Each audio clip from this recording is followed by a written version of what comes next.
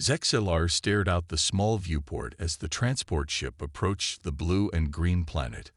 Earth looked peaceful from orbit, nothing like the warnings in his briefing materials. He adjusted his appearance modifier one last time, checking that his 3 eyes had been properly disguised as 2, and that his skin tone matched the Caucasian phenotype he'd selected. "Final approach to North American drop zone," announced the pilot. "Remember protocol. Student, reveal nothing of your true nature or homeworld. The inhabitants remain unaware of galactic society." "I understand," Zexelar replied, though he didn't fully comprehend the excessive caution. His research showed humans were primitive but developing rapidly. Their nuclear capabilities and early space exploration indicated potential, but hardly warranted the limited contact designation. The ship descended through clouds, cloaking systems active, eventually settling in a wooded area outside a small city. The landing ramp extended with a soft hiss. "Your host family will meet you at the designated location," said the pilot, handing Zexelar his identification documents. "The extraction beacon is embedded in your translator. Use it only in absolute emergency." Zexelar nodded, gathered his bags, and stepped onto Earth soil for the first time. The gravity felt slightly stronger than he was accustomed to, but his body would adapt. The air smelled complex, plant matter, water vapor, and artificial chemicals mingling together. Following his navigator, he walked 2 miles to a small coffee shop where his host family waited. The Jones family stood when he entered, a middle-aged male, female, and younger male offspring. "You must be Alexander," said the woman, approaching with arms extended. Zexelar recognized this as the human greeting ritual called hugging, and awkwardly allowed himself to be embraced. "Yes, I am Alexander." He used the Earth name assigned to him. "You are Lisa Jones." "That's right. This is my husband Greg, and our son Kevin. He's a sophomore at Westfield too." Kevin, approximately 18 Earth years in appearance, nodded without enthusiasm. "Hey, we're so excited to have you stay with us this semester," Greg said, taking one of Zexelar's bags. "Exchange students always bring such interesting perspectives." If only they knew how different his perspective truly was, Zexelar thought. The Jones family home was located in a development called Maple Creek Estates. Identical dwellings lined curved streets in what Zexelar recognized as inefficient design, but apparently desirable to humans. His room contained a bed, desk, and storage furniture. "Bathrooms down the hall," Kevin explained. "Mom made dinner. It's lasagna. Hope you like Italian food." Zexelar nodded, having studied Earth cuisine. "Thank you. I look forward to trying it." The next morning, Greg drove Zexelar to Westfield University for orientation. The campus sprawled across manicured lawns with trees and pathways. Hundreds of young humans moved between buildings, talking and carrying bags. In the International Student Center, Zexelar noticed 3 others with the subtle markers of non-Earth species: a Mardaxian female using the name Claire, a Krontan male called Raj, and another Vexorian, Krillix, using the name Eduardo. All were disguised as humans but recognizable to those who knew what to look for. "Only 4 of you chose Earth?" asked the orientation leader, looking surprised. "Usually we get at least 20 exchange students." "Earth is not a popular destination," Krillix said carefully. A middle-aged human approached Zexelar after the orientation session. "Alexander, I'm Professor Alan Wright, your academic advisor." The man's handshake was firm. "I understand you're focusing on anthropology." "Yes," Zexelar confirmed. "I find human social structures fascinating." Professor Wright lowered his voice. "A word of advice: observe more than you investigate. Some questions attract unwanted attention." "I don't understand." Wright glanced around before responding. "Let's just say Earth has a history with visitors like you. Not all encounters ended well." He straightened up, resuming normal volume. "My office hours are Tuesdays and Thursdays if you need anything." As Wright walked away, Zexalar felt a chill despite the warm temperature.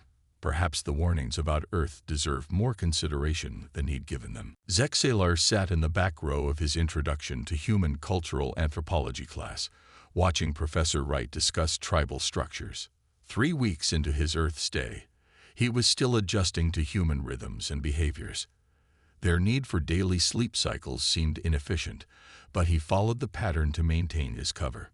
Humans developed social hierarchies primarily for resource distribution and protection, Wright explained. Unlike other species, he paused briefly, glancing at Zexalar. I mean, unlike theoretical intelligent life forms we might compare ourselves to, humans maintained small mobile groups for most of our evolutionary history. After class, Zexalar approached the library's research terminals.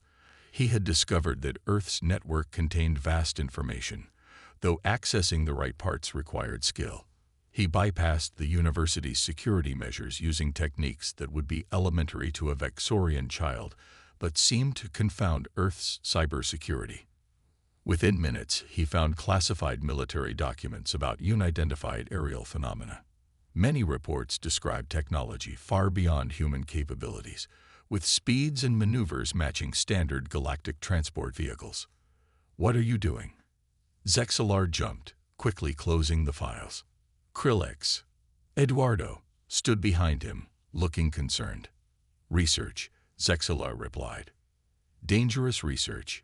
You've been here 3 weeks and already breaking protocols. Krillex sat beside him. Did you read your briefing materials at all? Earth is classified as a Class 3 death world. That's clearly an exaggeration. These humans are fragile and technologically primitive. Krillex laughed softly. That's what the Draconian Empire thought 4 centuries ago when they attempted colonization. Their fleet was destroyed within a month. By these humans. Impossible. Not impossible. Underestimated. Humans appear weak individually, but they're resourceful, adaptable, and alarmingly aggressive when threatened. Their conversation ended as Kevin approached. Hey Alexander, we're heading to the basketball game. Want to come? Zexalar agreed, finding human sports provided excellent insight into their psychology. The basketball game revealed much about human physicality. Players fell hard onto the floor, collided with each other, and simply continued playing. On Vexoria, such impacts would require medical attention. After the game, they stopped at a place called Mike's Burger Shack, where humans consumed animal protein cooked over fire. Zexalar watched 2 males at another table argue over something called playoff rankings. Those guys are about to fight, Kevin said casually, sipping his carbonated beverage. Should we leave? Zexalar asked, alarmed.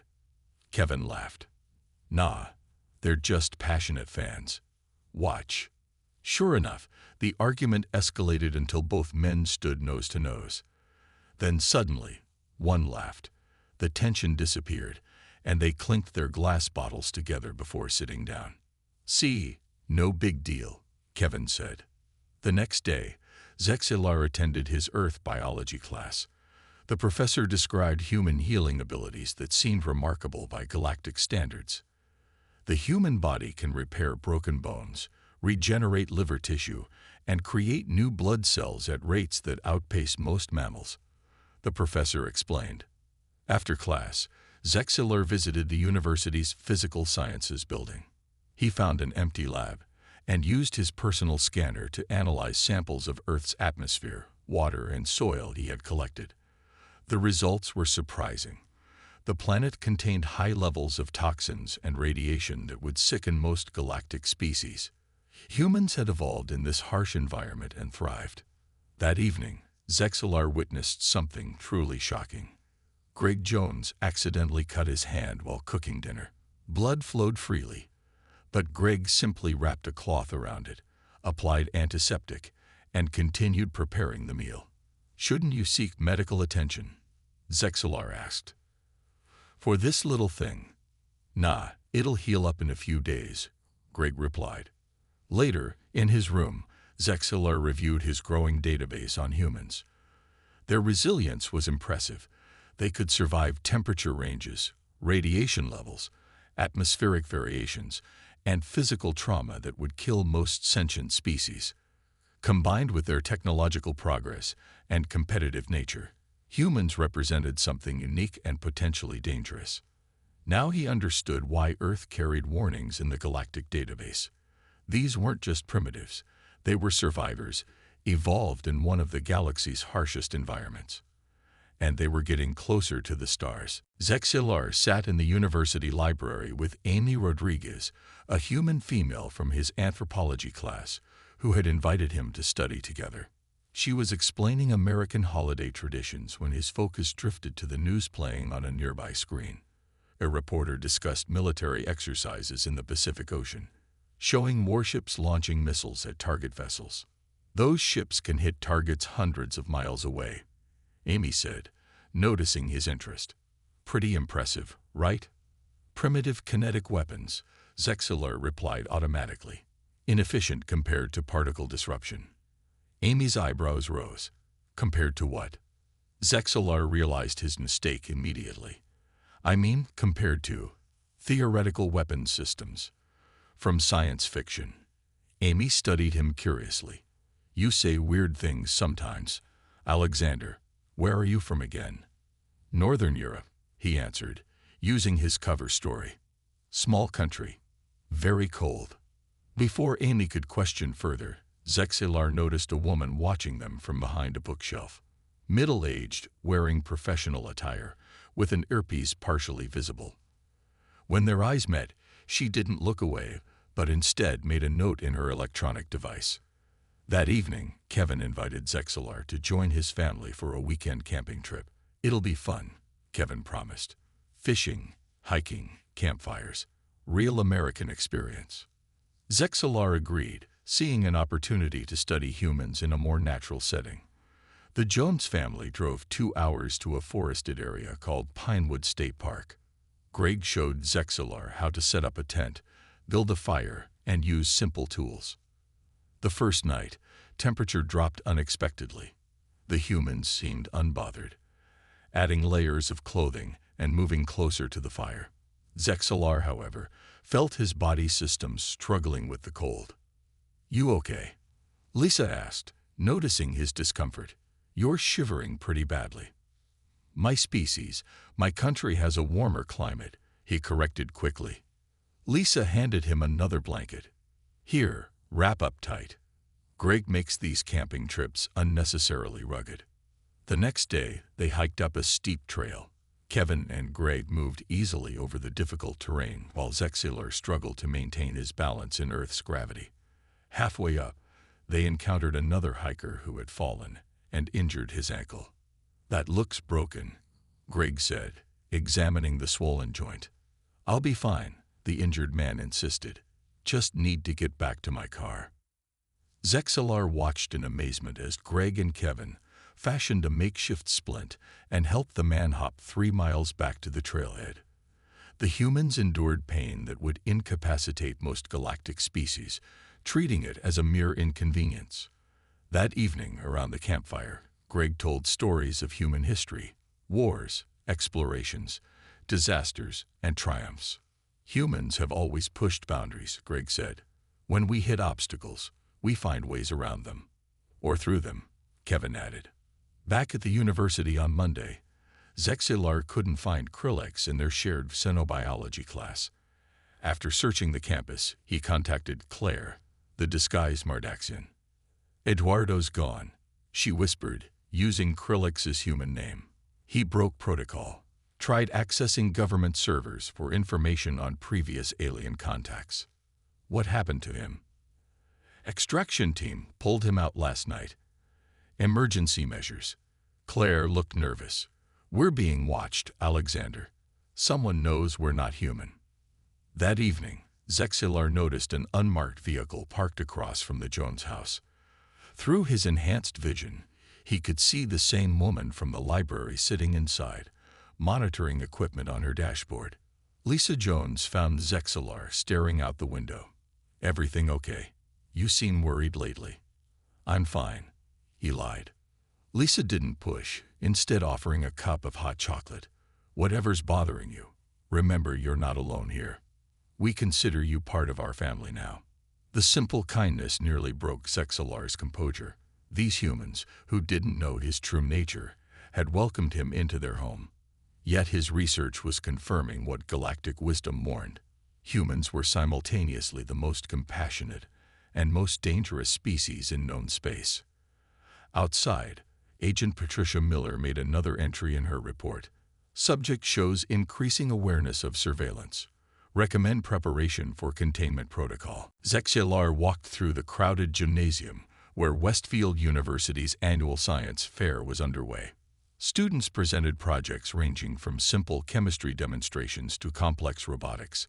What impressed him most was the ingenuity. Humans used basic materials to create sophisticated tools. "Check this out," Kevin said, pointing to a display where a student had built a working drone from household items. Ben made that from an old blender motor and plastic utensils. Zexalar examined the crude flying machine. Remarkable adaptation of limited resources. "That's what we humans do best," Kevin laughed. "Work with what we've got." As they moved through the exhibits, Zexalar noticed Agent Miller following at a distance, pretending to examine displays while keeping him in sight. She wasn't alone today. Two men in similar professional attire flanked the exits. Amy joined them near the physics demonstration area. "Alexander, I was hoping to find you. Come see my project." She led them to her display. Electromagnetic pulse generation from common components. Zexalar read her poster with growing concern. Using simple materials, Amy had created a device that could disable electronic systems. A weapon, essentially, disguised as science. This could knock out electronics in a 10-foot radius, Amy explained proudly. If scaled up, the applications could be significant. "Military applications," Zexalar said quietly. Amy shrugged. "Maybe someday. Right now, it's just a cool demonstration." Before Zexalar could respond, a loud crack echoed through the gymnasium. People looked up as one of the large overhead light fixtures broke loose from its mounting. It swung precariously from a single cable, directly above a group of elementary school children visiting the fair. Time seemed to slow for Zexalar. The fixture's remaining connection was failing. The children below were unaware of the danger. Security personnel were too far away to help. Without thinking, Zexalar sprinted forward, moving faster than human limitations would allow. He reached the children just as the heavy metal fixture broke free completely. Instinctively, he deactivated his appearance modifier to access his true Vexorian strength, catching the falling fixture with his now blue-tinted arms. The gymnasium fell silent. Dozens of phones recorded as Zexalar, his disguise partially failing, held the heavy fixture above his head. His third eye had become visible, blinking nervously at the crowd. "It's okay," he said to the frightened children. "Move away, please." Once the children were safe, he carefully lowered the fixture to the floor. His appearance modifier flickered, temporarily restoring his human disguise before failing again. Agent Miller was already speaking urgently into her communication device. The two men by the doors moved toward Zexalar. "We need to leave," Kevin whispered, grabbing Zexalar's arm. "Now." Amy stood frozen, staring at Zexalar's changing appearance. "What are you?" "I'll explain later," Zexalar promised. "If I can." Kevin pulled Zexalar toward a service exit while the government agents struggled through the confused crowd. They burst into the parking lot where Greg Jones was waiting in his car. "Kevin texted me," Greg explained as they jumped in. "What happened in there?" "Dad, just drive," Kevin urged. "I'll explain later." As they pulled away, Zexalar saw more black vehicles arriving at the gymnasium. He activated his emergency beacon, sending a distress signal to his homeworld. "The extraction team will take 3 Earth days to arrive," he told the Jones men after explaining his true nature. "Those government agents will find us before then." "Who are they?" Kevin asked.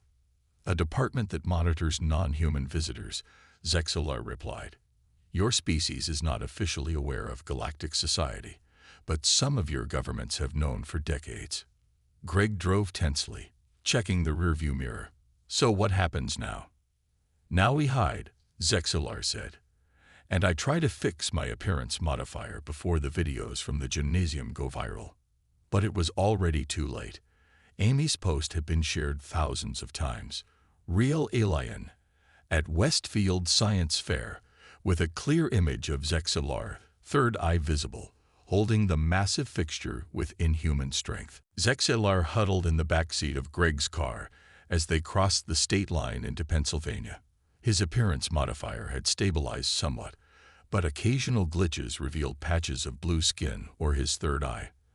The radio reported the incident at Westfield University, describing it as a hoax or prank involving special effects. They're trying to contain it, Greg said, switching off the radio. But with all those videos online, it won't work for long. They had been driving for 6 hours, taking back roads to avoid major highways where camera systems might identify the vehicle. Kevin monitored social media on his phone, watching the alien videos spread despite apparent efforts to remove them. We need somewhere to hide until your rescue team arrives, Greg said. My brother has a cabin about 3 hours from here. No electricity, no internet. Off the grid. Zexalar nodded gratefully. I've put your family in danger. I'm sorry. You saved those kids, Kevin reminded him. That counts for something. A notification sound from Kevin's phone interrupted them. It's Amy, he said, surprised. She wants to meet, says she can help. It could be a trap, Greg warned. Or she could be genuinely offering assistance, Zexalar replied. Humans are unpredictable. After debate, they agreed to meet Amy at a roadside diner 50 miles ahead. They arrived first, taking the booth in the corner with clear views of all entrances. Amy arrived 20 minutes later, alone but nervous. Half the internet is talking about you, she said to Zexalar. And men in suits came to my dorm asking questions. What did you tell them? Greg asked. Nothing helpful, Amy replied. I left campus right after, but I did grab this. She pulled out a small device from her bag. It's my EMP generator from the science fair. Might come in handy if they're tracking you electronically. Kevin stared at her. You're helping us hide an alien. Aren't you freaked out? Amy looked directly at Zexalar. Of course I'm freaked out, but I'm also a scientist. This is the greatest discovery in human history. Their conversation was interrupted when 3 black SUVs pulled into the diner parking lot. Agent Miller stepped out of the first vehicle, scanning the area. Back door, Greg whispered, throwing cash on the table. They slipped through the kitchen despite protests from staff and ran to Greg's car. Amy activated her EMP device, disabling the nearest government vehicle as they drove away. They'll have our license plate now, Greg said grimly. We need different transportation. At a small-town bus station, they split up. Greg would drive in one direction as a decoy while Kevin, Amy, and Zexalar took a bus toward the cabin. Before separating, Greg handed Kevin an old flip phone. They'll be monitoring smartphones. Use this only in emergency. It's prepaid, untraceable. As the bus carried them through rural landscapes, Zexalar's appearance modifier failed completely. His blue skin, third eye, and 6-fingered hands were now fully visible. Passengers stared in shock. Just a costume, Amy announced loudly. We're going to a sci-fi convention. Most passengers seemed to accept this explanation, but one continued recording with his phone. Kevin leaned over, whispering, That video goes online, and they'll know exactly where we are. Amy acted quickly, deliberately spilling her soda on the man's phone. Oh my God. I'm so sorry, she exclaimed, using napkins to help in a way that ensured the device was thoroughly soaked. They exited at the next stop, a small town miles from their destination. As night fell, they hiked through forests toward Greg's brother's cabin. Zexalar struggled with the terrain but pressed on. "Why is Earth forbidden in your galactic community?" Amy asked as they walked. "Not forbidden exactly. Restricted. Limited contact only." "But why?" Zexalar paused, considering how to explain. "Your species evolved on what we classify as a death world. High gravity, extreme temperature variations, dangerous radiation levels, toxic compounds in your air and water. It made you different from other intelligent species." "Different how?" Kevin asked. "More durable, more aggressive, more adaptable." Zexalar looked up at the stars. "And more dangerous when threatened." As if to emphasize his point, a helicopter appeared on the horizon, searchlights scanning the forest below. The abandoned warehouse loomed against the darkening sky as Zexalar, Kevin, and Amy hurried inside. After evading the helicopter, they had traveled on foot for hours before finding this temporary shelter. Rain now pounded the metal roof, providing cover for their voices.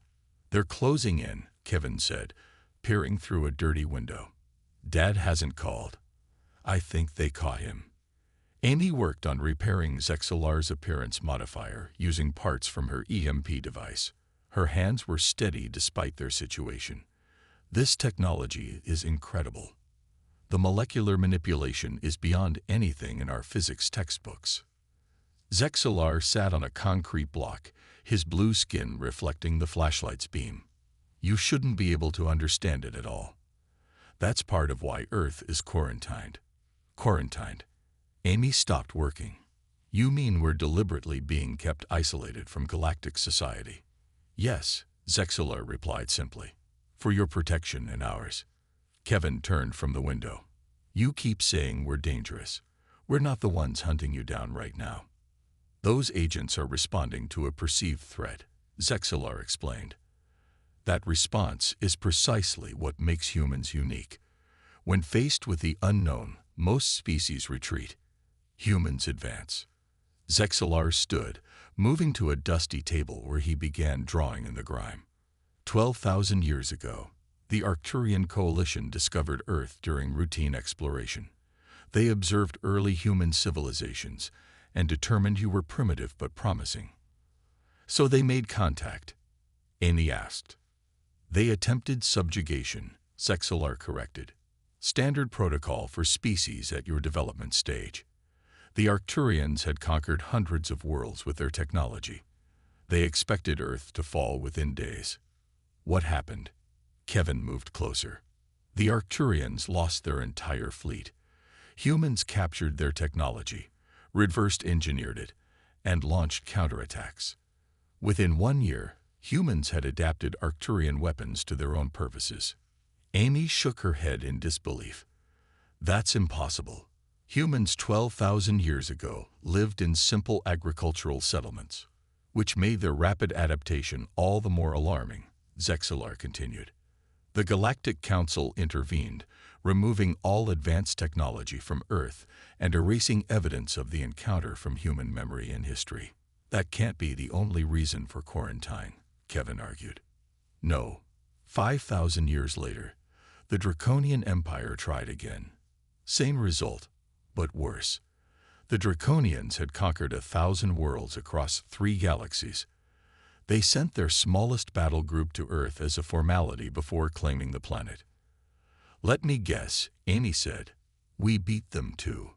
"You slaughtered them," Zexalar corrected, "and used their technology to build interstellar vessels. A human fleet had begun attacking Draconian colonies before the Council could respond. It took decades to contain the situation." The warehouse fell silent except for the rain.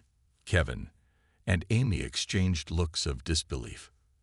After the Draconian incident, Zexalar continued, Earth was classified as a Class 3 death world. Quarantine protocols were established. Some observation is permitted, but contact is restricted to academic exchanges like mine, with extreme precautions. "So we're considered too dangerous to join galactic society?" Amy asked. "Not exactly. You're considered too valuable to risk." Zexalar's third eye blinked slowly. "Most galactic species evolved on stable, hospitable worlds. We developed technology but lost our biological adaptability. Humans evolved on a planet that should be uninhabitable by intelligent life. You're vastly more resilient, adaptable, and resourceful than any species we've encountered." Before Kevin could respond, floodlights suddenly illuminated the warehouse. The sound of vehicles surrounding the building echoed through the rain. "Zexilar of Vexoria," a voice boomed through a speaker. "This is Agent Patricia Miller. We have the building surrounded. Please surrender peacefully with your human companions." A side door opened, and Agent Miller entered alone, her weapon holstered. "We're not here to harm you or your friends. We've been monitoring your species for decades." "Then you know why my people restrict contact," Zexilar said. Miller nodded. "We know our history better than you think, including the parts your council try to erase." She looked at Kevin and Amy. "And now we need to talk about what happens next, because your extraction team just entered Earth's atmosphere, and our military is tracking them." Rain continued falling as Zexilar stood between two worlds. Behind him, Kevin and Amy watched nervously. Before him, Agent Miller's team had established a perimeter around the warehouse. Above, hidden from human detection systems, the Vexorian extraction vessel waited. "Your government has known about us all along?" Zexilar asked. "Not all governments," Miller explained.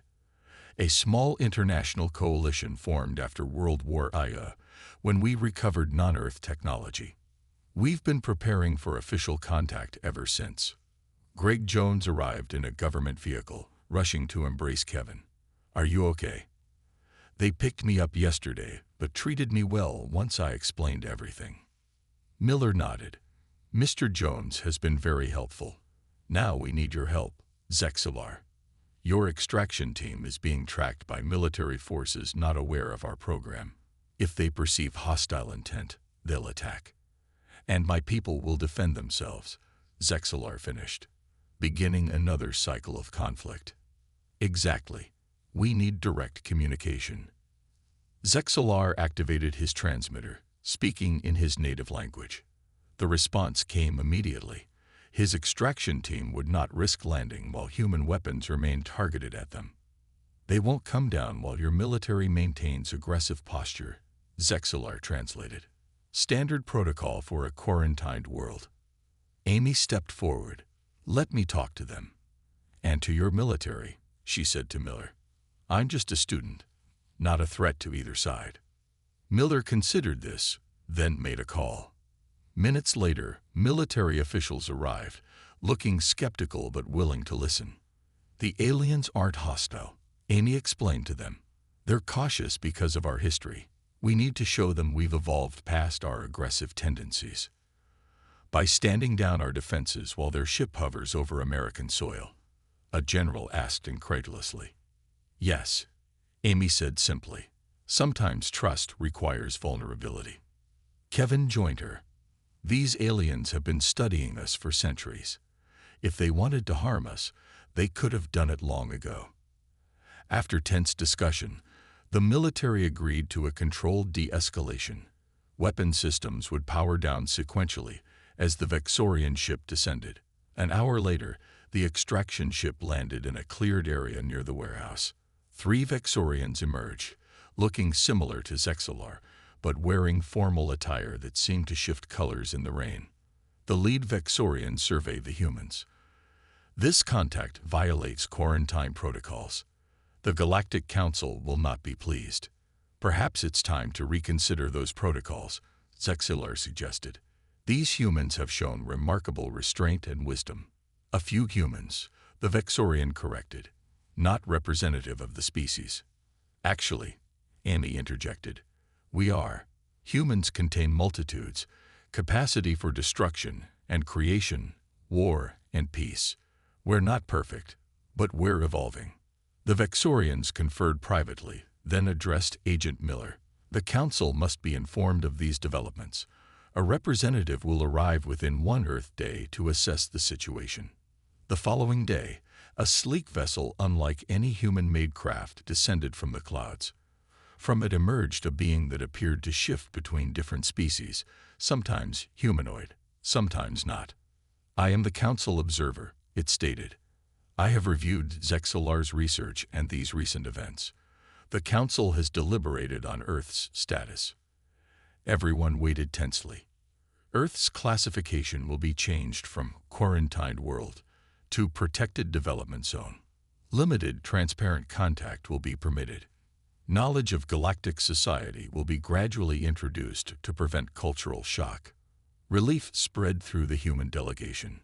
Additionally, the observer continued, we recognize humanity's unique potential.